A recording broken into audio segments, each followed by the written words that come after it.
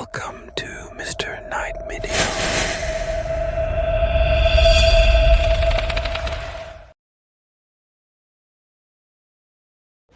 It was one of those eerie, fog-laden nights when the mist swirled thick around the trees, and the silence seemed to hum with unseen things lurking in the darkness. James had been driving for hours, his old sedan the only vehicle on a deserted stretch of winding countryside road.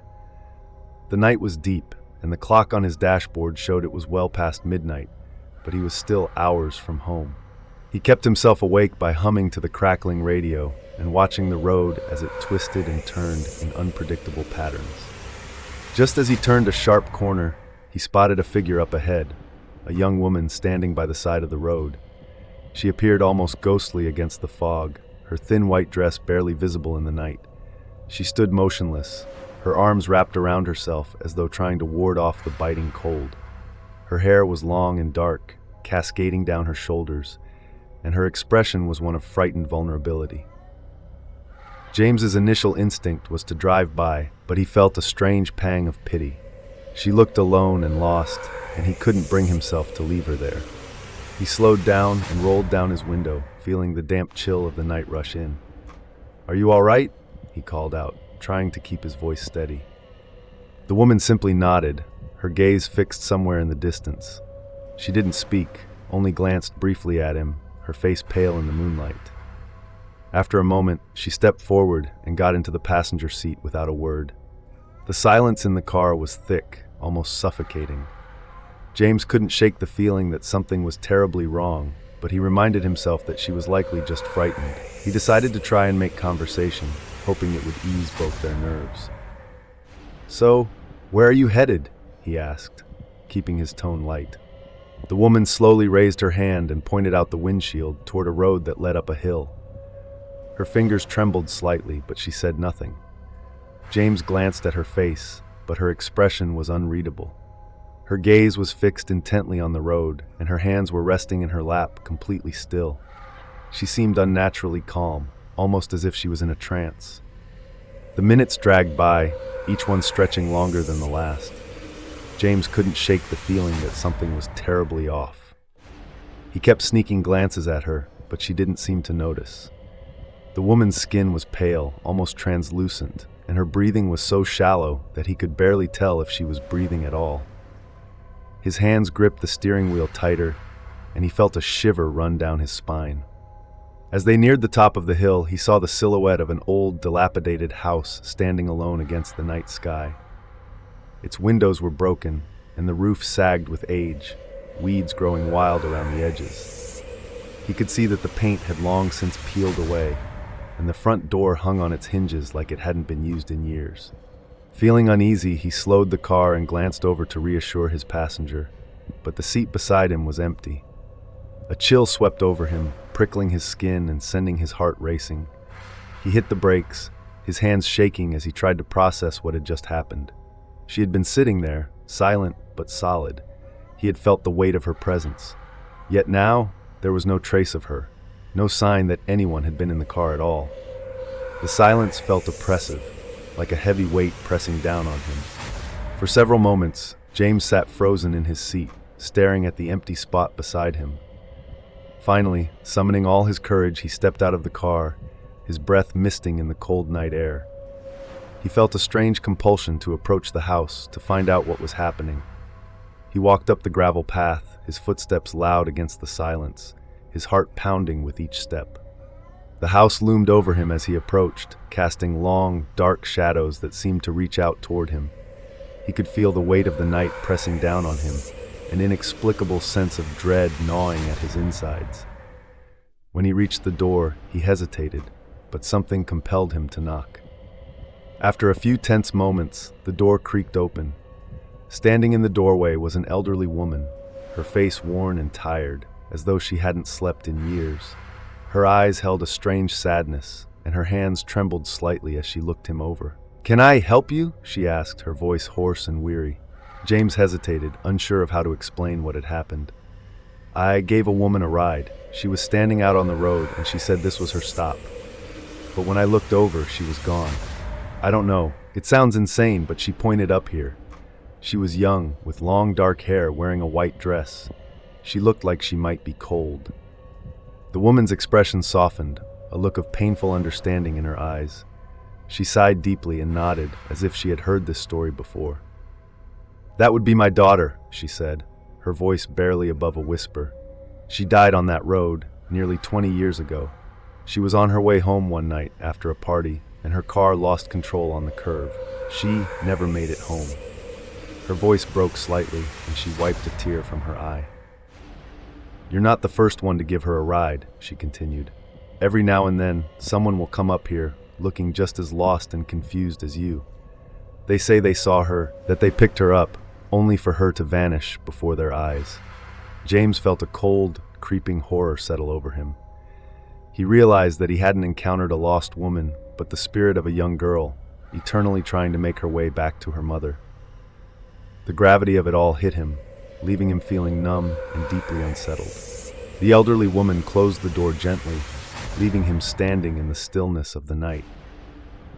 As he made his way back to his car, James couldn't shake the feeling that he was being watched, that the young woman's eyes were still on him from somewhere in the darkness. He got into his car, the weight of the encounter settling heavily in his chest. As he drove away, he glanced back at the empty road behind him, half expecting to see her figure standing there, waiting for another ride. But the road was empty, silent as the fog drifted back over the hills. The journey home felt longer than it should have, the memory of her haunting silence echoing in his mind. And when he finally reached his own driveway, he sat in the car for a long time, unable to shake the chill that clung to him. James never took that road again at night, and whenever he drove past that stretch, he would remember the young woman in white, lost and alone, waiting by the side of the road. It was a chilly autumn night when Lily's car broke down on a deserted stretch of road, surrounded by dense woods on either side. She was coming off a grueling shift at the diner, her head still aching from the constant buzz of customers and the clatter of dishes. Her phone showed no service, and the nearest town was a good few miles away. She felt frustration creeping in as she called for roadside assistance, only to be told it would take hours before anyone could get to her. After the call ended, she stared at the empty road, weighing her options. She could either sit here in the biting cold, hoping someone might come by, or she could start walking toward the town. Deciding she'd rather be moving than sitting alone in the dark, she locked her car and began walking, the chilly wind tugging at her thin jacket. After what felt like hours, her legs were aching, and she was beginning to regret her decision. The night was eerily silent, save for the occasional rustling in the bushes, and she found herself glancing over her shoulder more often than she'd like to admit. Just as she was starting to lose hope, she heard the low rumble of an engine approaching. She turned to see an old, rusty truck coming up the road, its headlights cutting through the darkness like twin beacons. The truck slowed as it drew closer, and Lily could see the driver, a thin, elderly man wearing a faded red baseball cap. He gave her a nod, signaling for her to hop in. A mix of relief and unease washed over her as she climbed into the passenger seat. The man didn't say much, only giving her a brief glance before pulling back onto the road. She noticed that his face was lined and weathered, his eyes dark and unreadable beneath the brim of his cap. "Thank you," Lily said, trying to ease the tension. The man nodded but didn't respond. He kept his eyes fixed on the road, his hands gripping the steering wheel with a firm intensity. They drove in silence, the only sound the low hum of the engine and the occasional creak of the old truck. Lily couldn't shake the feeling that something was off. The man's silence felt heavy, as if he were deliberately keeping his thoughts to himself. She tried not to let it bother her, chalking it up to him being a quiet type, but a nagging sense of unease crept up her spine as she noticed the way he kept his gaze locked on the road, his expression blank and focused. After a few minutes, she looked out the window, trying to gauge their location. They were supposed to be heading toward town, but the road seemed unfamiliar. The trees were thicker here, their twisted branches arching over the narrow dirt road like skeletal fingers. The headlights barely penetrated the dense darkness, casting eerie shadows that flickered across the road. "I think we're going the wrong way," she said, her voice wavering slightly. "Town should be back that way." The man didn't answer for a moment. Then, in a low, gravelly voice, he muttered, "This way's faster." Lily's stomach tightened. She looked down at her phone, but there was still no service. Her fingers clenched around it as she tried to think. Every instinct screamed at her that something was wrong, but she didn't want to panic. Forcing herself to stay calm, she decided to pretend to make a call. Holding the phone to her ear, she said loudly, "Hey, yeah, I'm on my way back. Should be there soon. I'm in a red truck with an older gentleman, near that dirt road by the woods." As she spoke, she glanced sideways at the man, trying to gauge his reaction. His face didn't change, but she noticed his hands tense on the steering wheel, his knuckles going white. He muttered something under his breath, words she couldn't quite catch.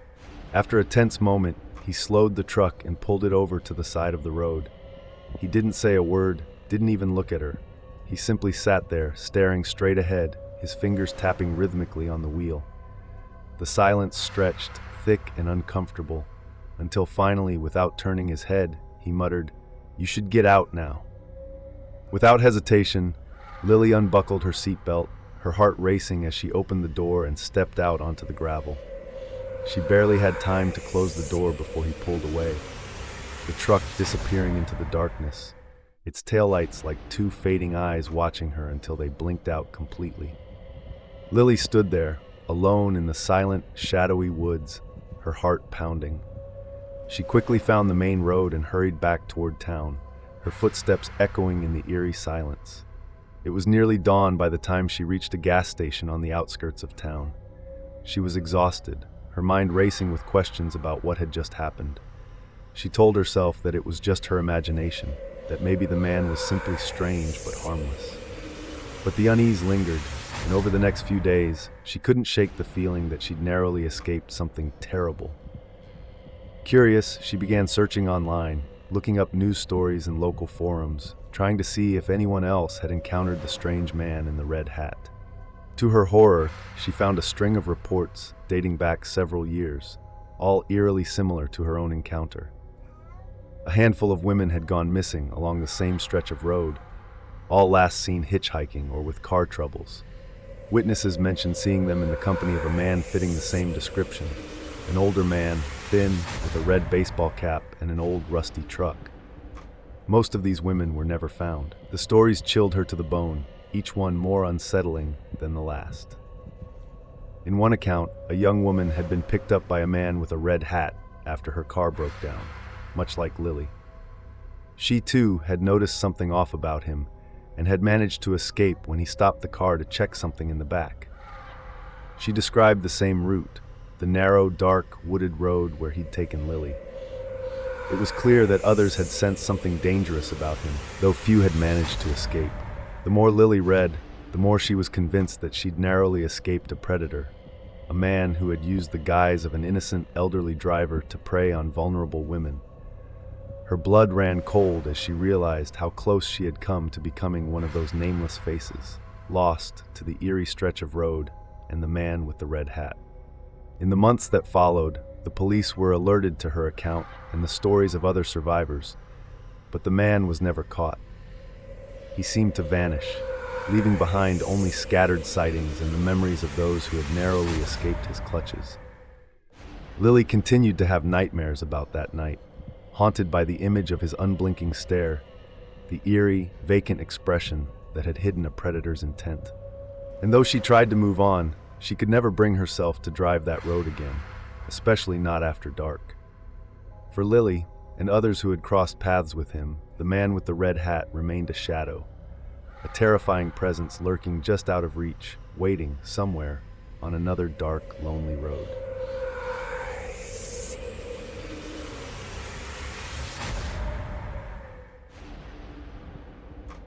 Danny's journey began as any other, a late-night drive along the winding coastal road, heading home after an evening with friends. The ocean to his left was blanketed by a silver layer of mist, and the moon hung low, casting an ethereal glow over the isolated highway. Despite the chill of the night air, Danny felt relaxed, savoring the sound of waves crashing against the shore and the occasional rush of wind through his open window. As he rounded a curve, his headlights illuminated a figure on the side of the road. The figure, a man in tattered clothes with a hunched posture, was waving his arms, signaling desperately for Danny to stop. There was something almost frantic in his movement, like he had been waiting a long time. Danny hesitated. He rarely picked up hitchhikers, especially at this hour. But something about the man's hollow eyes and pleading expression tugged at his sense of compassion. Against his better judgment, Danny pulled over. The man approached the passenger side, his face partially hidden in shadow. His clothes were worn and dirty, and his hair hung in loose, matted strands. Without saying a word, the man opened the door and slid into the passenger seat, closing it with an unsettling silence. He gave Danny a nod, his face blank, his expression unreadable. "Thank you for stopping," the man said quietly, his voice a low monotone. "I just need to get to the next town. My car, well, it didn't make it." "No problem," Danny replied, though he could feel an uneasy chill creeping down his spine. "You okay? Been out here a while." The man stared out the windshield, as if lost in thought. "Longer than you might think." Danny gripped the wheel, unsure what to say. He tried to shrug off the stranger's strange response and began driving again, trying to ignore the silence that had fallen over the car. But as they continued down the winding road, the man began speaking in a soft, steady voice, recounting bits and pieces of his life in a way that felt oddly disconnected. He talked about his childhood by the ocean, his voice as hollow as his expression, as if he were reciting lines from a faded memory. But the stories grew darker, drifting into strange, disturbing anecdotes that made Danny's skin prickle. The man spoke of accidents, of lost nights and sudden, inexplicable fears. He mentioned watching people, observing them in the dark when they thought no one was looking. His tone was flat, yet something in his eyes hinted at a deeper, more unsettling fascination. "The night," he murmured, his gaze still fixed ahead, "it brings out things in people, things they keep hidden in the day. It strips them down to who they really are." Danny's grip on the wheel tightened. "Yeah, I guess everyone has their secrets," he replied, his voice unsteady, hoping to lighten the mood. But the man's words lingered, filling the car with an oppressive weight. The man's gaze shifted slowly toward Danny, his lips curling into a small, twisted grin. "You think you're alone, don't you?" he whispered. "Out here on these empty roads. But you're not. The night is always watching and waiting." Danny's heart began to pound. He suddenly felt trapped, like the car was closing in on him. The man's grin widened, revealing teeth that seemed almost too sharp, too unnatural. He felt an overwhelming urge to pull over, to stop and tell the man to get out. But he was paralyzed, the weight of the man's stare pinning him in place. "You're one of the lucky ones, Danny," the man continued, his voice lowering to a near growl. "Most people never make it to the end of the road. They think they can escape, that daylight will save them. But the night, it always finds them." A chill shot down Danny's spine. How did this stranger know his name? He hadn't mentioned it, hadn't given any clues. He could feel his hands shaking as he gripped the wheel, his breathing shallow as panic took hold. "Stop the car," the man said abruptly, his eyes gleaming with an unnatural intensity. "This is where I get out." Danny hesitated, his instincts screaming at him to keep driving, to get away from this man as fast as he could. But the man's gaze bore into him, a quiet demand that seemed to reach into his very soul. Slowly, his hands trembling, Danny brought the car to a halt on the side of the road. He looked over, ready to demand that the man leave, but when he turned, the passenger seat was empty. He blinked, his mind reeling. The door hadn't opened. There was no sound, no sign that anyone had left. The man was simply gone. Danny's heart raced as he scanned the road, half expecting to see the figure standing outside, but there was nothing, only the silence of the empty highway and the distant crash of waves. A cold sweat broke over him as he pulled back onto the road, his hands shaking, his heart hammering in his chest. He couldn't shake the feeling that something was still with him, that the man hadn't truly left. His words echoed in his mind, filling him with a creeping dread. By the time Danny reached his town, he was too shaken to go home. He pulled into a gas station, his hands still trembling as he dialed his friend's number. His friend listened patiently, though Danny could tell he didn't quite believe him. There's something else, his friend said hesitantly. That road, it has a history. They say that back in the 80s, a man died in a car crash along that stretch. A man who liked to drive late at night, picking up strangers, telling them strange stories. Danny's heart skipped a beat. What are you talking about? Locals say he was obsessed with the night, with the darkness and what it brought out in people. They say he picked up hitchhikers, folks he thought would be interested in his philosophy, but he wasn't right in the head.